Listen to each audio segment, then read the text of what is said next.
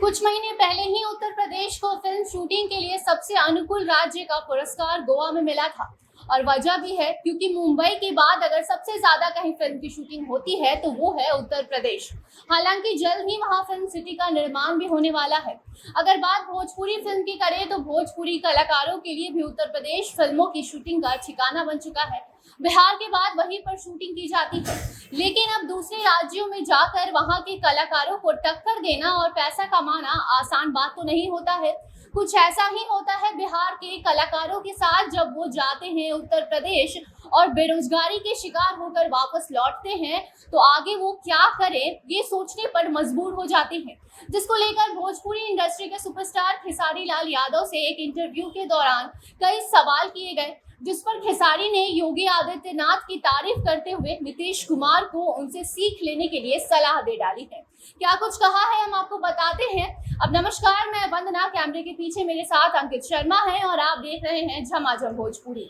उत्तर प्रदेश में कई बॉलीवुड और भोजपुरी फिल्मों की शूटिंग की जाती है, लेकिन उत्तर प्रदेश में जाने वाले बिहार के कलाकारों की शिकायत है कि उन्हें वहां नौकरी नहीं दी जाती है। वहां उनके साथ भेदभाव किए जाते हैं और खासकर प्रोड्यूसर जो होते हैं वो बिहारी एक्टर को छोटे मोटे सीन्स को लेकर या फिर किसी काम को लेकर यूपी के एक्टर्स को जो वहाँ के कलाकार हैं उनको काम देने लगते हैं। और ये इसीलिए क्योंकि उत्तर प्रदेश की सरकार योगी आदित्यनाथ उन्हें सब्सिडी देती है, जबकि बिहार में ऐसी कोई भी सुविधा उपलब्ध नहीं है। ऐसे में अब सवाल जब खेसारी लाल यादव से पूछा गया एक इंटरव्यू के दौरान तो उनका कहना था कि जो भेदभाव बिहार के कलाकारों के साथ यूपी में की जाती है उसमें यूपी सरकार की कोई भी गलती नहीं है।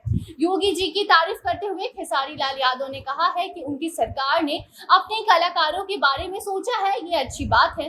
हमारी सरकार को भी सोचना चाहिए। जिस तरीके से योगी आदित्यनाथ अपने राज्य के लोगों के बारे में सोचते हैं, अपने कलाकारों को सब्सिडी देते हैं, तो ये इसीलिए करते हैं क्योंकि उनको उससे फायदा है।